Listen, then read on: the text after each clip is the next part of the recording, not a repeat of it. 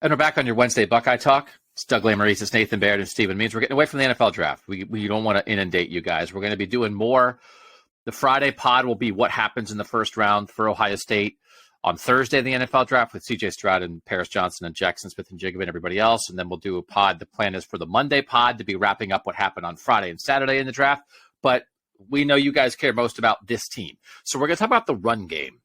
The run game. What should it be? We have some historical stuff like what it's more philosophically. We're not here to say, I think Miyan Williams should have 176 carries and TreVeyon Henderson should have 191. We're not doing that exactly. But and by run game, I mean running back run game, because actually that's what we mean these days. So I went through and I grabbed all the running back run game back to 2016. What portion of the offense it's been, how successful it's been, yards per carry, it's 38% of the offense, what it's been, and then what it should be in 2023. And we'll talk about, I really want to be run game philosophy because we're going to have plenty of time. We did it in the spring. We're going to have plenty of time in August to dig in on dividing up carries between TreVeyon Henderson and Dallin Hayden and Miyan Williams and everybody else. But this is more like a Ryan Day, Brian Hartline question. Like, what should they be trying to do? But first, some transfer stuff. I'll start with this quickly, and I will direct people to the first episode of the College Football Survivor Show this week. Whenever it is up, it should be up by early Wednesday at the latest. Tyler Buckner, the quarterback who started against Ohio State last year and then got hurt and was in a competition with Sam Hartman at Notre Dame this spring. Sam Hartman, the Wake Forest transfer. Everybody knew Sam Hartman was coming in to start, but they did a little competition thing. Tyler Buckner lost. He's in the portal, and it sounds like he's going to Alabama, possibly. And we have a big Alabama College Football Survivor Show podcast with Mike Rodak of AL.com. If you're an Ohio State fan who cares at all about Alabama, and if you care about context, I think you do. The Alabama quarterback competition, right, this spring, not great. I rewatched the Alabama spring game. There's some stuff there. There's not a lot. The idea that Tyler Buckner, as the Notre Dame loser of this battle, might be dropped in as the new leader in the Alabama quarterback battle should make everybody feel pretty good about Kyle McCord and Devin Brown. That's all I'll say. Jalen Milroe at Alabama is fascinating. Nick Saban's worried about picks, so I don't know if he's ready to play him. Just keep that in mind. And by the way, what Mike talked about, there's a situation in Alabama where the portal is killing their depth. They are losing so many guys, and when they lose these guys, you can kind of be like, oh, well, they're nobodies. It's like, well, they're nobodies now. But the portal is wiping out their entire second tier and the guys who might become starters when they're juniors, the guys who aren't ready to go as 5 stars right now. Meanwhile, this spring, it seems possible that 3 very familiar 5-star recruits to Ohio State fans, Caden Proctor on the offensive line, who's from Iowa. Ohio State got in late on him, just kind of missed the boat. He was committed to Iowa. He flipped to Bama. He might start as a true freshman on Alabama's offensive line. Justin Haynes, the running back that Ohio State was very interested in, he looked great this spring. He might start at Alabama. And Caleb Downs, people are saying, might be one of Alabama's best players on its defense this year as a true freshman starting safety. So you can listen to those 3 things and be like, oh my gosh, those are 3 guys that Ohio State would love to have.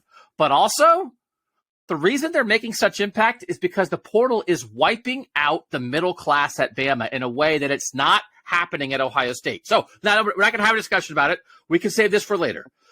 I'm giving information. Go listen to the Alabama podcast on the College Football Survivor Show, because I'll tell you guys what happened if you're not watching on video. Steven leaned in and Nathan cocked his head. And that means Steven kind of agrees and wants to make a point, and Nathan's like, I'm not so sure. And I can feel the 17-minute discussion coming on. And that's not what we're here to do. I promise you that's not what we're here to do. Keep it in mind. Keep it in mind. Transfer in, transfer out. How that affects freshmen. It's great to play 5-star freshmen, but you don't want to have to play 5-star freshmen. It's all a balance, and we have to keep that in mind with Ohio State. So that's one transfer thing. Another transfer thing, Nathan, is Caleb Burton, Ohio State receiver, is leaving, but also not a surprise, right, Nathan? No, of the second-year receivers, this is probably the one that we thought was maybe the most likely to move on. He didn't play any snaps last year as a true freshman. We didn't really see him getting a lot of traction this spring. in that room, even with some guys that were missing. And you come out of the spring with someone like Carnell Tate making the move up to second string. Brandon Ennis isn't even here yet. There were some other guys who actually did play more as true freshmen last year.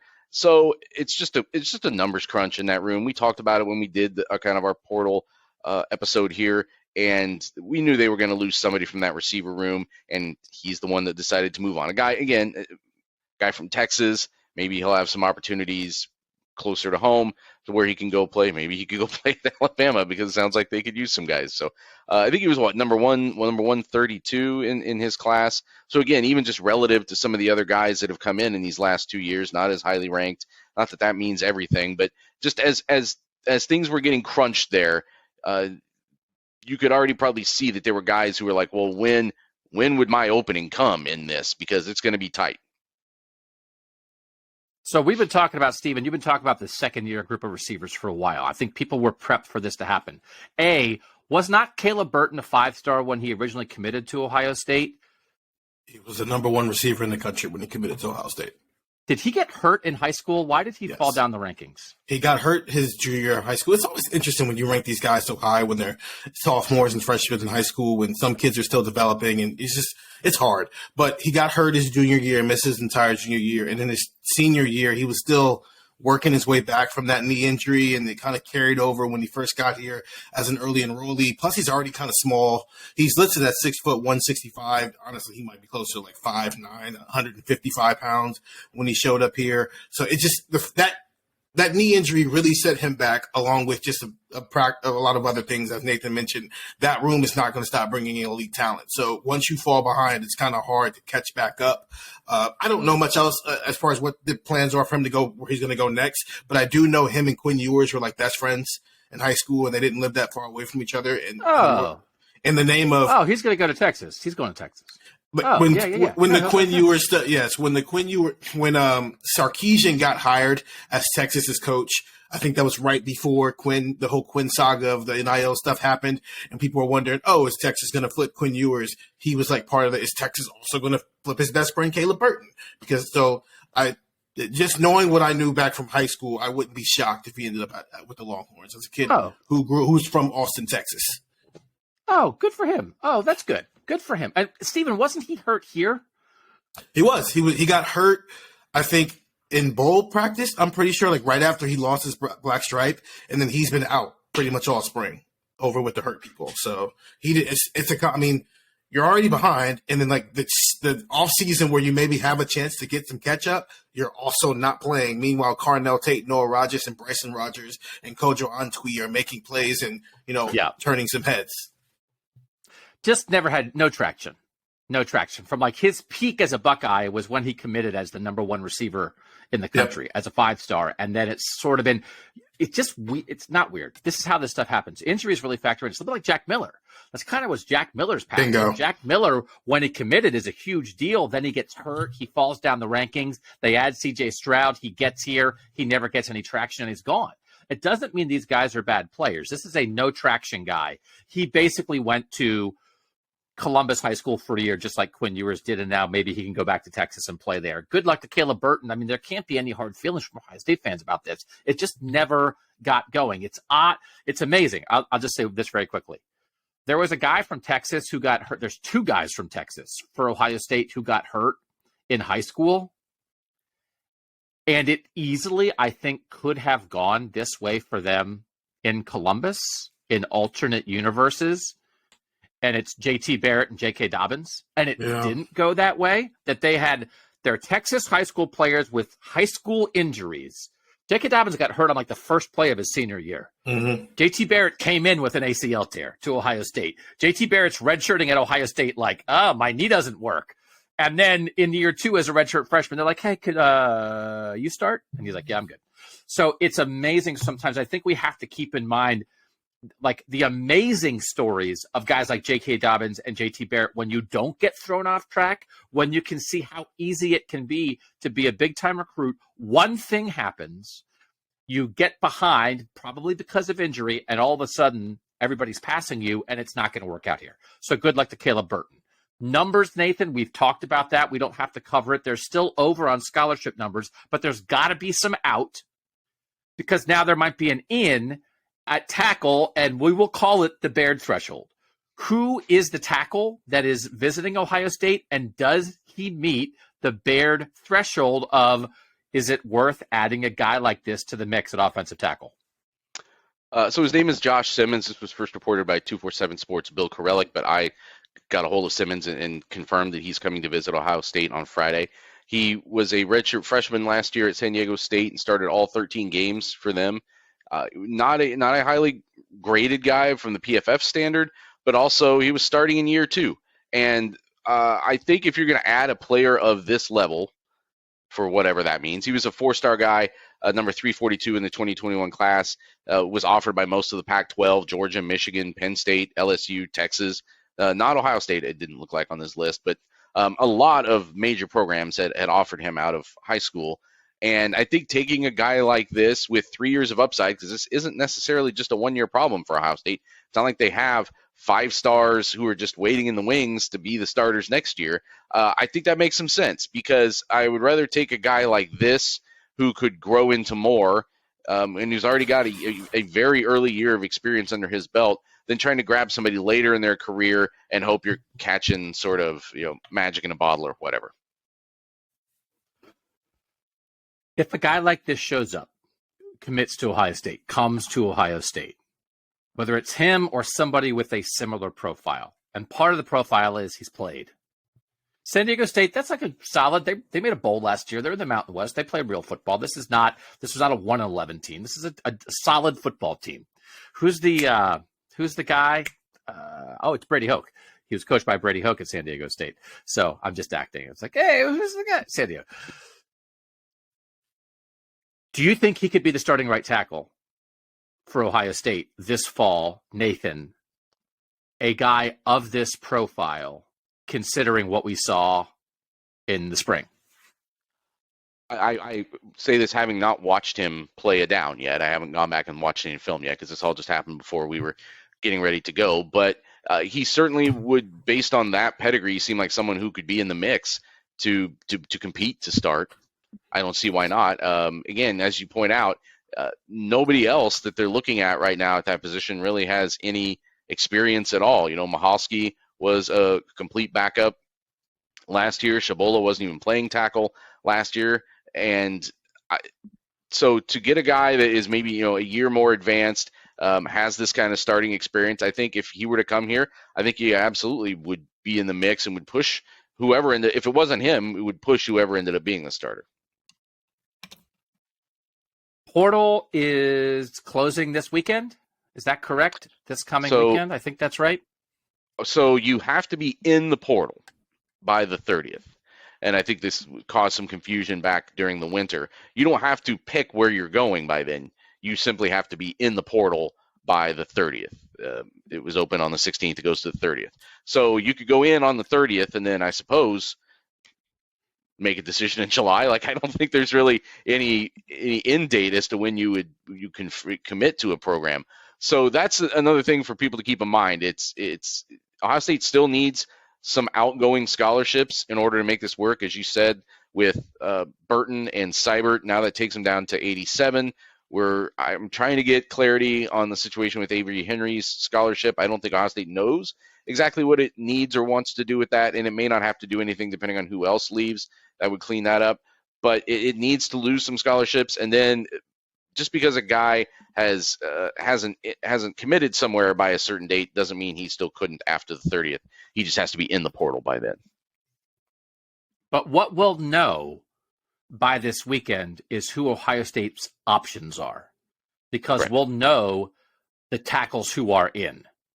And it's like, okay, there's not going to be anybody else. So here's the smorgasbord.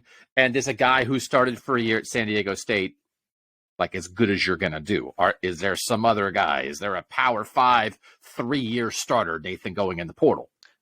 Yeah, and I just want to say, like, I'm trying to get a hold of Simmons. He and I have tentative plans to talk as we're recording this. One of the offers he had coming out of high school. Like I said, he was offered by pretty much the whole Pac-12. That included UCLA. That's where Justin Fry was the offensive line coach before he came to Ohio State. So I believe there is probably a previous relationship here that has already started and has been able to kind of get rekindled through the portal process. Okay. Transfer update. We're going to be at the point where we're not going to have to be given these because we're going to have an idea of what's happening. Even if all the moves aren't made, we're going to know what moves are possible. So let's take a quick break. When we come back, run game stuff. Next on Buckeye Talk. Doug, Nathan, Steven. We like it when the texters help us come up with stuff. And if you want to be a tech subscriber, 614-350-3315. It's a 2-week free trial. It's $4 a month after that. We have 2 run game questions that spurred this pod. And sometimes I say, hey, send in stuff for rapid fire. And then I say, hey, these questions are too good. This isn't a rapid fire. This is a whole pod. From the 954, due to the weaknesses and strengths of this offensive line, do you think that the 2023 Buckeyes will have more rushing attempts and yards than last year? Do you think they will have less passing attempts in 2022? So that was one. And then here's another one from 914. This actually came in as a rant, and I saved it. My rant is pretty short, but I feel like there isn't a lot of discussion about the run game needing to wake up in a big way. I am concerned that once again, Ryan Day will fall in love with the pass when we have seen time and time again that a run game that is a threat and not just a complementary piece to the offense will lead to victories. The best Ohio State teams have been balanced or even tilted towards the run. I'm not yet sure that Ryan Day realizes that, listening from New York City. So thank you for those 2 texters for sending that stuff in. So let's start with the baseline big picture philosophy. Nathan, how would you describe what you think and we're talking running back run game, because I think that's what people mean. How should that be part of the offense this year in context of last year, in context of the Ryan Day era? We'll talk theoretically, philosophically before we talk statistically. What's your vibe, Nathan?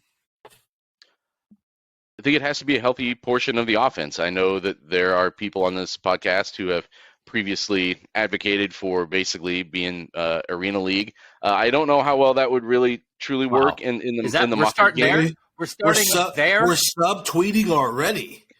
Wow. Right there. The entire running back room was on crutches last year, and I was like, Steven and I were like, I don't know, throw it to Marvin. And Nathan comes out with Arena League. Okay, we see how it's going to be. I like. They ran the ball okay with the other guys who came in after those guys too. I mean, as we talked, to the point where we were like, why aren't they playing the guy who was in there running the ball well while they were out? I think what I think will determine it more this season, though, the offensive line is still just a big TBD on what it's going to mean for this entire offense. And I was looking back at some numbers, kind of correlating the best running teams in the country against the best PFF grades. And there's a pretty strong correlation, as you might expect, between the best PFF run blocking grades for a team and where the teams that rank at the top of the country in yards per carry. And that includes Ohio State, by the way. Ohio State has been one of the best run block grade teams in the country the last few years and has been one of the best yards per carry teams in the country the last few years. I mean, last year they plummeted all the way down to 11th. They were still averaging 5.378 yards per game. So I think it has to be a healthy part of this offense because it works in concert. You're able to be even more lethal with the passing game when people respect the run and vice versa. I agree with parts of it. I'm backing off the chuck it around just a little bit, but I still think in games that matter most, just throw that bad boy around the yard. I think it has to it needs to be complementary. It can't hinder what you want to do out there in the pass game because Ryan Day loves second and second at the 45-yard line play action pass. That is bread and butter Ryan Day football passing attack. It has to be able to do that.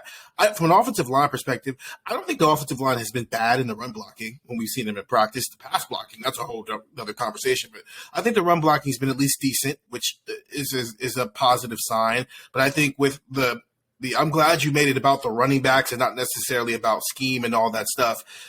TreVeyon and Miyan and Dallin and Chip and Evan maybe and whoever else they find who is playing a different position that might be playing running back at the end of the season. They just have to be able to complement whatever they're doing in the passing game.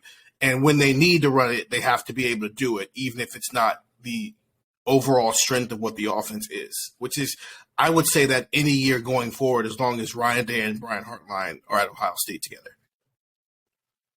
So one of the things we have to keep in mind in the overall context of how an offense works, and Ryan Day brought this up when he was on Buckeye Talk a couple of weeks ago and talking about the 2018 season with Dwayne Haskins, and I was saying, like, hey, the numbers Dwayne put up that year, they may never be broken. And he said, well, there was a portion of that pass game that was really the run game. And whether it's jet sweeps, whether it's bubble screens, those things, when Ryan Day thinks about balance, those things go into stats as passes. He thinks of them as runs. He thinks of that as an extension of the run game. So when we're getting statistical with run versus pass, theoretically like that, we have to remember that, like, and this is the thing I said, like, we're going to do last year, and let's count real runs, like an RPO read where the offensive line is run blocking, but then the quarterback might throw it. That's the run in Ryan Day's mind. We're going to attack you like it's the run, but by the way, hey, your linebacker bit down, there's the slants open, we're going to throw that. It's an 8-yard pass, but they think of it as a run. And then the bubbles, right, the wide passes at the line of scrimmage, they're an extension of the run game. So we have to keep that in mind, which is why, again, I said this is running back run game. Because I think for us, for our listeners, for the fans, that's what you think about. You're thinking about handing the ball to Archie Griffin. You're thinking about handing the ball to Eddie George and Beanie Wells and Keith Byers and Ezekiel Elliott and guys like that. That's what people want to see. And they want to see guys maul people. And Stephen, I think the point you made, that's what the text are saying. Hey, we're not sure about the pass blocking, especially from these tackles maybe, but offensive linemen love to maul people. So if you're just going to get up there and lean on people, should you do it even more? And now I'm going to give you a stat. Arena ball. Take your arena ball. You can cram your arena ball. Running back run game. Running back carries as a percentage of the offense. Last year, they were 46% of the offensive plays that Ohio State ran were handoffs to running backs. 46%. For people who think they got away from the run last year. In 2021, running back carries were 40% of the offense. Here's the difference. In 2021, the running back carries averaged 6.4 yards per carry. Last year, they averaged 5.8 yards per carry. Now, 5.8 is still pretty good, but it's a big drop from the year before. Also, it's not as many yards as you get throwing the ball to Marvin Harrison. So, arena ball. My issue last year wasn't that they weren't running it. My issue was that they weren't running it well. And once they established that they weren't running it well, I said, stop running it. You can't do it. They did not run it well last year. I went back to 2016. So that's the last year before Ryan Day's here. Here's the running back yards per carry. Running back yards per carry. 2016, 6.4. 2017, the first year of Ryan Day, last year of JT Barrett, 6.6. 2018, and this is, by the way, why they chucked it all over the place. This is, you can do a chicken or an egg thing here. In 2018, they averaged 5.0 yards per carry with the running backs. Is that because they threw it too much and they were sort of instituting this RPO stuff with the offensive line? It was driving them crazy. And J.K. Dobbins was in his own head and Mike Weber's good but not great. And all of a sudden, like, they threw it in a way that broke every record in the book. They ran it with the running backs as poorly as they've ever run it at Ohio State in 2018. So I think when you think about a portion of that, if you think that the 2018 offense is what Ryan Day wants to do, that's not true. That's what they did. It's not what he wants to do. I guarantee you he wants more balance than that and more effective balance. Anyway, 2016, 6.4, 2017, 6.6, 2018, 5.0. 2019, J.K. Dobbins, 2,000-yard season, 6.6. 2020, Kind of like a Trey Sermon, Master Teague. We don't know who the running back is. 6.3. Still pretty good. 2021. Here comes TreVeyon Henderson. 6.4. Last year, 5.8. So in the Ryan Day era, last year was the second worst yards per carry for running backs behind 2018, which was a mess running the ball, right? So in that context, I said, stop. Steven said, stop. Yes. Who you fooling? 46%, Nathan, 46% of their plays last year were handoffs to running backs when the whole room was hurt, and they were the worst rushing the ball with the running back team that Ryan Day has seen outside of a really kind of weird year. Percentages, running back handoffs for this offense, 2022, 46%. 2021, 40%. 2020, 44%. 2019, 47%. When J.K. Dobbins had 2,000 yards and was really hard to stop. Leaned in. 2018, 39%. So from 18 to 19, the running back carries jump 8% in the offense because they get much better at it. It's not that Justin Fields can't throw. It's not that Justin Fields can't run the offense that Dwayne ran. And they're giving the ball 47% of their offense in 2019 as handoffs to running backs in a world where Justin Fields is a dangerous runner, where he's a portion of the run game too. So then you go back, and now we get back into a world where the quarterback, 39% is with Dwayne as zero part of the run game. 2017, 36% was running back handoffs. 2016 was 35% running back handoffs. But that's because JT Barrett is like leading them in rushing. So the quarterback run game is such part of it. So I dropped a bunch of numbers on your heads, okay? But Nathan, that idea that last year they handed the ball to the running backs 6% more than they did the year before, but they averaged 0.6 yards per carry less than the year before. What can we learn for 2023 from the recent history? I think 21 and 22 are good encapsulations of this, right? Because I do think Kyle McCord and Devin Brown should play in a similar way to CJ Stroud. Maybe would both run it a little bit more than CJ. They're not going to be the kind of run threat that Justin was, and we're not going to get back to 2018. So what should that tell us? 40%, 46%. What should the percent be in 2023? I would expect it to be about what it was last year, I would imagine, because I think they're assuming right now that both those backs are going to be healthy, as well as the other three backs that are behind him. And the other thing that you have to remember in the 2022 context, and you've done good reporting on this, is the whole situation with TreVeyon Henderson was upside down like most of that season. And I think that the disconnect that was existing between him and the coaching staff played into why they kept with the running game the way they did, even when it wasn't effective enough. I think they thought something was off there. And I think that if you get everybody back on the same page, which seem to be right now, I think it gives this running game a better chance to operate, as you're saying, in the way that Ryan Day would prefer that they run, and which demonstrably they're kind of in that similar window, right, year after year of where he wants this offense to be. So the thing here is 2019 is so interesting because you have an NFL quarterback and you do have a good receiving core, but you also have an NFL running back, and Ryan Day is practically 50-50. 2019, they are 47%. They are handing the ball to running backs 36 times per game in 2019, and they are averaging 6.6 yards per carry. If you said to Ryan Day, what is your ideal offense? I think it's some version of what they did in 2019, Stephen.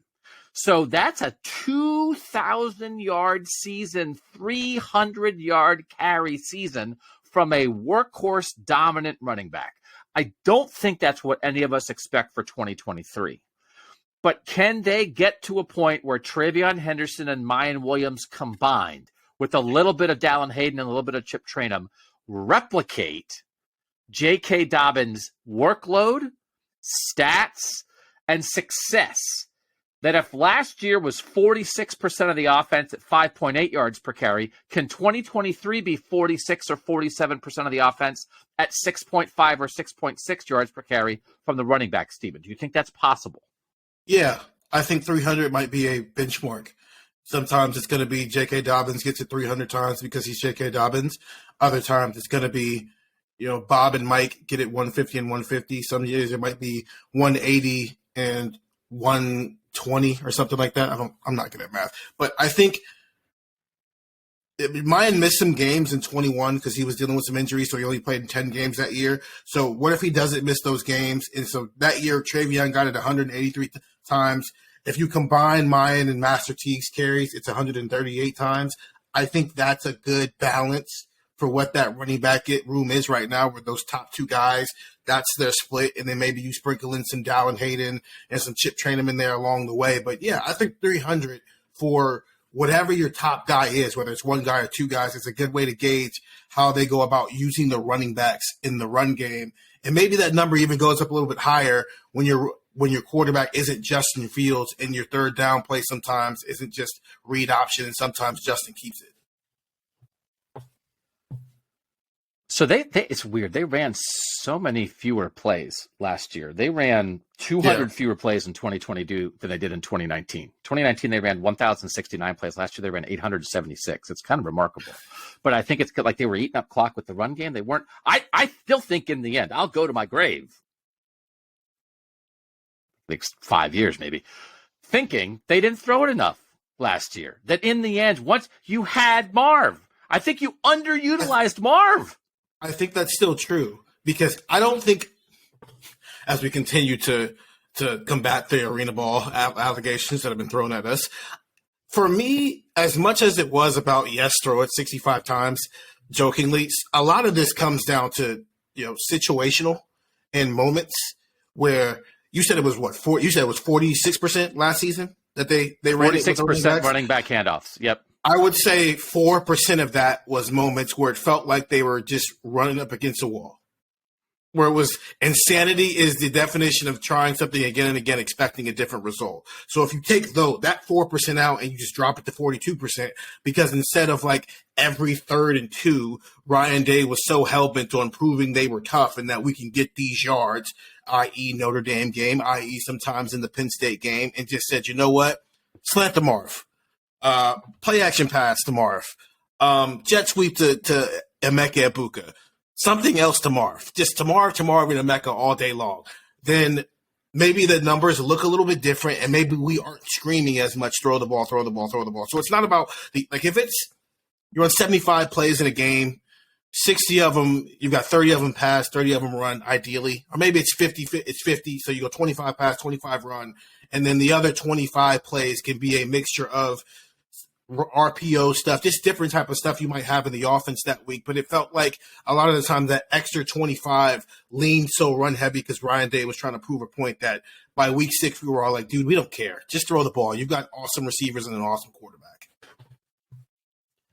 So I do think in the end, I do think when the run game is healthy and effective, Ryan Day wants to run it. I think we have proof of that. I think they hit a worst case scenario tsunami last year of wanting to prove something after the Michigan loss and wanting to prove something to Michigan and the way that Michigan plays and leaning too hard into the run game in a moment where the run game got hurt. They had some really rough injury luck last year. They lose Evan Pryor before the season starts. He's their number 3 back. He's gone before it starts, and then numbers 1 and 2 both get hurt in a way that lingers, that bothers them when they do play, that makes them less effective when they're on the field, keeps them off the field sometimes. And then by Maryland and Michigan, they're on options 4 and 5, but they kept doing it. So I think that is a worst case scenario. I don't think, Nathan, last year is reflective of what the Ohio State run game wants to be or should be. I think they tried too hard, and I think they were too hurt to do it well. But I think in the normal flow of offense, they can have running back carries be 44, 45% of the offense and be above 6.2, 6.3 yards per carry and be really good. I think they can get back to that. And the next question I want to ask here is the faith that the three of us would have on a scale of 1 to 10. 1 is, oh my God, no faith at all. I think the run game is going to be a disaster. 10 is dominant run game. I think 2023 is a dominant run game. Nathan, where would you be on that scale as you sit right now with your expectations? I think like a 6. There's reason to have concerns about the durability and health of those guys, even though I know last year some of it was limited to that season, but these are guys who have been banged up before, both Henderson and Williams at times. And as I already stated before, we still just don't know exactly what we're going to get out of this offensive line. So I think 6 is a pretty good place to be relative. When you consider both those things, come out of the spring at a 6, and then maybe they prove themselves better than that in preseason, that seems reasonable. Steven, what's your faith level in the run game? Yeah, I'm in the same range. I go 7 just based off what they're capable of doing as talents. Is a 7, and 3. The -3 is basically all whether they're going to be able to do it or not because of a combination of their own durability issues that they've had issues with basically since they got here. And then, I mean, your running back's only as good as guys who are blocking for him. So I think I'd go 7.5 maybe, because we have recent, when Ohio State really runs the ball, it's a 10. Like Ezekiel Elliott in the playoff in 2014 is like a 14 out of 10. J.K. Dobbins in 2019, that run game, 47% of the offense, 6.6 yards per carry. That's a 10. Now, so I'm not expecting that, but I think you can creep toward that. So I might be a 7.5 or an 8 because, again, to me, it's the offensive line. Can you keep the quarterback clean? Can you allow Marvin and Mecca to be at their best because you give the quarterback enough time to make those reads, allow him to, run double moves sometimes. The quarterback's not running for his life all day. Yeah, you also have to be good at the run game, but I just think, Ohio State gets big physical guys, Nathan, right? So I don't want to take the run game for granted, because it's not taken for granted. You can be a lousy run blocker, and we just don't know about this offensive line right now. But especially, run some stuff up the middle. We talked about the Josh Myers, Wyatt Davis superhighway a couple years ago. If you think Donovan Jackson and Carson Hinsman are going to do their thing inside, let's, you hit some stuff inside and try to pop stuff. And I think it can work. And I do think in a world where maybe you're easing the quarterback in a little bit, I think they need to be better at it because you don't have C.J. Stroud. And B, they should be better at it because last year was a cluster. Yeah, and I'm completely open to it ending up at that 7.5, 8 range. I'm just saying that right now, as of today, that's where my confidence level is. I mean, we didn't see TreVeyon Henderson play this spring. I know he said and did a lot of the right things. There's certainly reason to have enthusiasm for that, but hasn't been back on the field yet. Miyan Williams was certainly limited this spring. Still haven't seen Evan Pryor anywhere back that close to field. He was doing warm-up stuff before the spring game, but not certainly in a full participation kind of way. So, we're still waiting to see that the health will be there for all those guys, that the effectiveness will be there for all those guys. And I mean, what did we start off when we start off this pod talking about? Is somebody else going to have to come in and help fix this offensive line? I guess given what they have, they might have the 2 best returning receivers in college football, and Julian Fleming might be top 15, and Xavier Johnson's the greatest Buckeye of all time. But if the quarterback situation is fine and it figures itself out, and they do somehow get this offensive line right, whether it's transfer portal or guys just take huge steps between now and when we get to fall camp, do the running backs need to be – we know we've seen 10s, but with what else is on this team, does it need to be a 10? I think an 8 is good enough to complement what the passing game can be if those other things happen. Well, the quarterback was right last year, and the offensive line was right last year, and the running backs weren't. So right, but they weren't an 8. 8. I'm saying if they can get to an 8. Last year, the running backs, because of health, were like a 3, maybe. Because we didn't even know who we didn't even know who that 3 would be on a given week. If they can be a 8 or even a 7.5 healthy, mixed with what the passing game already was, that's when I think you have something clicking here. Because the better the pass game is, I feel like the further away you can be from that 10, as long as you're still higher than like 6.5. Miyan Williams and TreVeyon Henderson both had 100 yards against Wisconsin. And it was like, okay. Yeah. And then they weren't healthy together the rest of the year. So we saw a version of what it looked like. And again, I think I have backed off Trey a little bit. I would have thought coming in, and maybe based on what he did as a freshman, that they could be a 10-run game, that they could be a J.K. Dobbins in year 3 run game, or an Ezekiel Elliott run game, or a Beanie Wells run game, right? That they could get to that. So to me, the idea that, hey, we're talking about 6s and 7s, could they get to an 8? We're already backed off. We are. But that they don't, to the point, they don't need to be a 10, because they're a 10 passing it. They should be a 10 passing it. Like they're a 10, they're above a 10, right? I mean, when you, in 2021, right? No. With you know, those receivers and that quarterback, and when Marv's doing anything against Penn State, it's like, what's that passing game right now? It's like, I don't know. What's the scale? I mean, like, it's unstoppable. Joey Porter Jr. is going to be like the 14th pick in the draft, and he had no hope of covering Marvin Harrison Jr. They couldn't stop him in a must-win game on the road. It's like, oh, okay, who's out there? Oh, it's first-round corner. What's happening? He's getting roasted. Yeah. So, like, and here's the thing. It's like the context, right, Nathan? It's the context of yourself. It's not, and this is the hard thing, it's not that the Ohio State run game is bad. Even last year, it wasn't bad. They ranked 11th in the nation in yards per carry. 11th in the nation. 5.37 yards per carry. 11th in the nation. This is not bad, but they were 3rd in the nation in passing, in yards per attempt in the pass game, 9.5. And above them are Air Force, which throws it 1 time a game, and Tennessee, which is just 4 verts. Everybody run down the field, we'll chuck it up and see what happens. So in terms of like, no discredit to Tennessee. They had some great receivers and a great quarterback. No discredit. But they're more air raid stuff with Josh Heupel, an air raid version. They're attacking it a different way. That's not what Ryan Day is trying to do. So, Nathan, like within the structure, that's again back around to the idea of the run game wasn't terrible last year, but it just wasn't as good as the pass game. And no, your yards per carry is never as much as your yards per attempt, of course. But one is 3rd, and it's really kind of 1st, and one is 13th. So, hey, you're a top 20 run game. Congratulations. You're a number 1 pass game. Throw it. This year, I don't know, even with Marv, I don't know that I'm expecting, Nathan, for them to be the number 1 pass game in the country. But I still think they'll be top 15, probably top 10.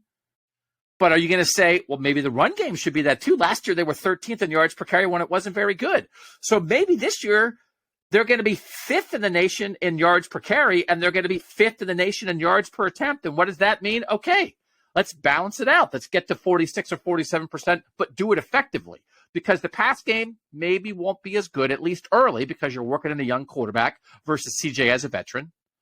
And the running backs are healthy, so let's do this thing. So that's the thing that frustrated me, Nathan, by the end of like, man, when they throw it right, they are almost impossible to stop. And it's, even if the run game's average, every time you're handing it off, it's one more time you're not throwing it to Marv or Mecca or Julian Fleming or Cade Stover or somebody who can be super, super dangerous. But I think more balance this year makes sense.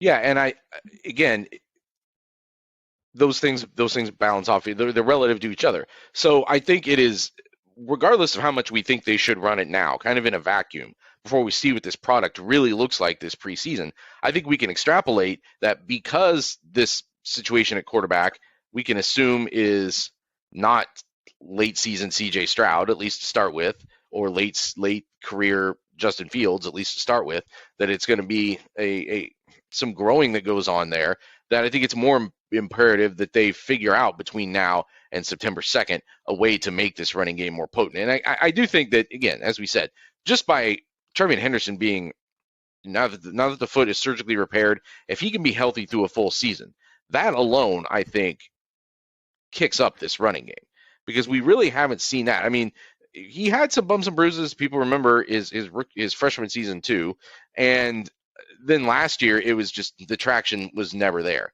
And I think just him alone being healthy, being able to get through sustained health through a season elevates this run game. Okay. There's a name I want to throw in here as we talk about the future of the Ohio State run game and what people should expect. And we'll do that next on Buckeye Talk. All right. Bijan Robinson. If he was here, things would have been different. And you also lean towards your talent. And I was going back and reading some old Bijan Robinson stories. He's going to be a first-round pick in the NFL draft on Thursday. Our Tim Bielek took him at 10th overall. He is this Ezekiel Elliott, Saquon Barkley, like rare kind of college guy that sort of bucks the trend. And he was silently committed to Ohio State in the recruiting process. Same high school as Lathan Ransom. Going back and reading these stories, Stephen, I know you were covering this as it happened. This is a quote from Robinson from a 247 piece on the Texas site for 247 Sports. I knew Texas was the perfect place for me, but there were a lot of people in my ear about Ohio State, and it was so tempting to try and go there, and all the recruiting was toward Ohio State. Other stories, he's saying he really developed a good relationship with Tony Alford, and then ironically, or coincidentally, I guess, isn't it? Stan Drayton, who was Ezekiel Elliott's coach at Ohio State, Bijan Robinson is telling stories that is Ohio State saying like, hey, you can come here and be Ezekiel Elliott. And then Bijan Robinson saying like, well, yeah, but Stan Drayton, who's at Texas and is recruiting me for Texas, actually coached Ezekiel Elliott. So who gets like the Ezekiel Elliott edge there? So in the end, it is a missed opportunity for Ohio State. And then Tony Alford rebounds with TreVeyon Henderson and Evan Pryor in future classes. But Bijan is a different kind of dude, Stephen. And I want to ask about the future of Ohio State with the run game, because when I'm talking about Ezekiel Elliott and Beanie Wells and these like rare kind of guys, I think J.K. Dobbins is pretty close to that. You know, I wouldn't put J.K. Dobbins on the same level as Ezekiel Elliott as a college running back, but I think he's pretty close. 2,000 yards is 2,000 yards. You lean into the talent, and if you've got a dude, you let him be a dude. And I think Ryan Day and Brian Hartline would operate that way. As I mentioned earlier in the podcast, Justice Haynes, who Ohio State really liked, is at Alabama looking like he might take the starting running back job at Alabama. He had 3 touchdowns in their spring game. If Justice Haynes was here right now, that room would be even more crowded. But man, oh man, oh man. Do you think, Stephen, Ohio State will be able to recruit big-time workhorse, number 1 first-round talent running backs, and then if they get them, will they give them the ball? Or are we headed toward more of the Georgia model, where Georgia has good running backs, they have multiple guys, but nobody's taking Kenny McIntosh in the first round. Zamir White went in the 4th round. James Cook went in the 2nd round. Good running backs, but not Bijan, not Zeke.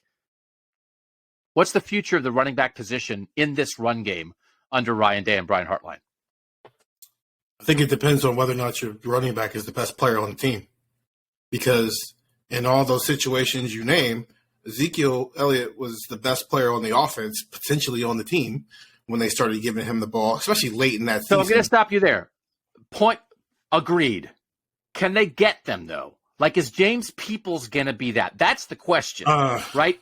Can they get the next Zeke? Because we don't think the receiver room is going to drop off. They're going to keep having great receivers. By the way, they had Michael Thomas on the Zeke team, and they handed the ball to Zeke a lot, didn't throw it to Michael Thomas much.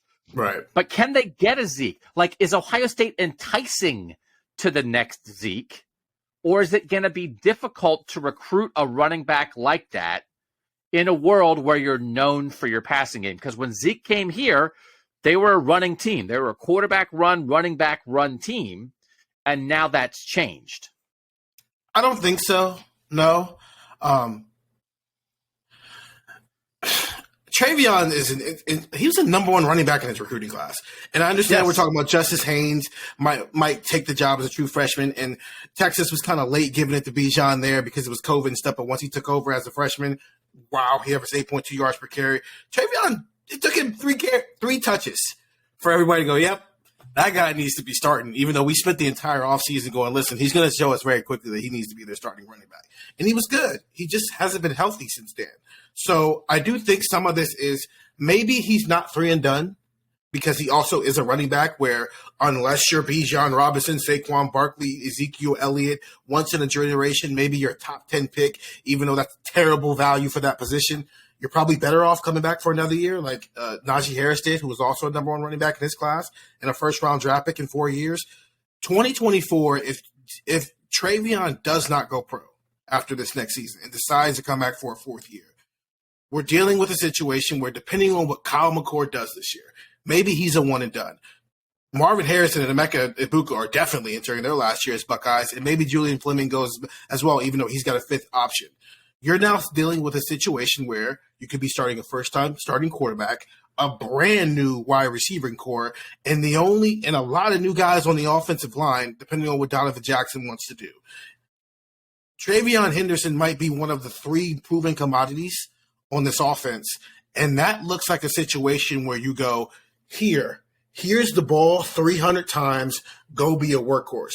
Very, very similar to 2019. Justin Fields, all the hype was what it was, but given what the scenario of what that season was, hey, JK, we asked him that question in the spring.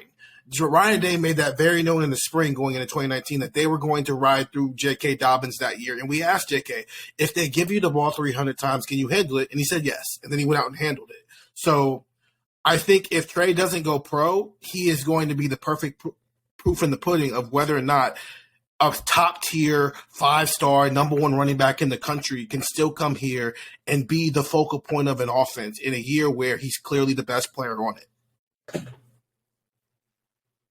What do you think, Nathan? Do you think this can still be a place where great running backs come to thrive? Or do you think that maybe 300 carry seasons, Ohio State history, Keith Byers, Eddie George, J.K. Dobbins. So I'm not, and 2,000 yards, that's the most anybody's ever run for. So I'm not asking necessarily, are we going to have another 300 carry, 2,000 yard season? Because like that's even at a place that's known for running the ball, that was rare from J.K. I'm just trying to figure out like how rare, Nathan. Like, is that really the last stand where you had one dude to that degree, and we're just entering a world where not that the workhorse superstar back is gone forever at Ohio State, but maybe it's just less likely than it's been when in the previous 5 decades, you probably had 2 or 3 guys like that every decade. Yeah, but I mean, throughout college football, as you just pointed out, I mean, those sort of unicorns are becoming more and more rare. Like the Bijan Robinsons, the Saquon Barkleys, like you go several years a lot of times between those guys. And even if you bump it down to the Dobbins notch, I still think that, because you said an interesting thing, which is, is this a place where a running back can still come and thrive?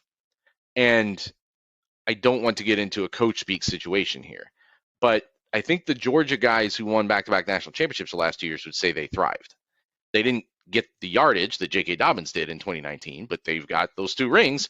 So I think that it makes a lot of sense. The Georgia model to me makes a lot of sense. I think it makes a lot of sense, especially if you have the resources that Ohio State has, and you don't have to overemphasize one guy. Now the difference is in 2019 there were some very specific things with J.K. Dobbins, and I know that you wanted to. I don't know if you want me to go into that, but I mean it's. No, go ahead. I'm curious about like why was 2019 so spectacular for an Ohio State running back? So number one, he was super durable. Like he never missed time.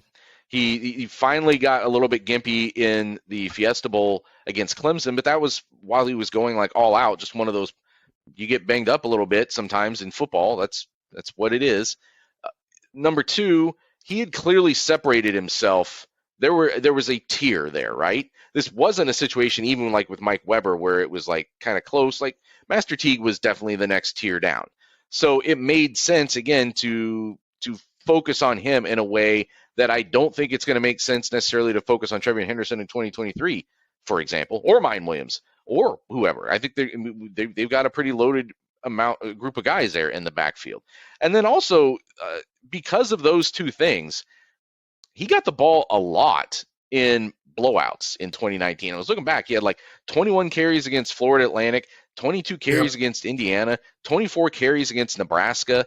Like, he was getting the ball a lot in games that and a lot of times he was out of the game by, sometime in the third quarter, but it just sort of reemphasized how by separating yourself in that room and being so uber durable that you could just pile up those carries and get out of even blowouts. And I don't know that dynamic too has eluded them since then. So, and I guess maybe the final thing was, and it kind of gets to what Stephen was saying, in 2019, like the way that we're talking about this right now, where it's like, well, how much do you want to give the ball to TreVeyon Henderson and Miyan Williams? Because every time you do, it means you're not throwing to Marvin Harrison and Emeka Egbuka. That disparity was not as significant in 2019. J.K. Dobbins was the best player on this offense other than Justin Fields in 2019. He just was. So it made sense. You're like, oh, well, are we going to throw a potential pass to Ben Victor or Austin Mack or someone like that, or Garrett Wilson, who had a good freshman year? Or should we get 7 yards with J.K. Dobbins? That's the other thing that is the dynamic that has changed in here. And to me, it's not even so much about running back recruiting. It's that wide receiver recruiting has gone through the roof here. And that disparity in talent doesn't make sense anymore, maybe, to feed one guy as opposed to spreading it around the offense. But also, I mean, their defense was awesome. And typically, awesome defense and awesome running back go together in football. And that also hasn't been the case. So there haven't been, to the point of he was getting the ball a lot in blowouts. It was a lot of situations where it's like, the defense just got off the field in 45 seconds. Let's go out there and waste some more time here, JK. Here's the ball. And then the last 4 games of the season, they gave him the ball 118 times. Like, if he hadn't gotten gimped up against Clemson, he'd have had 4 straight 30-carry games.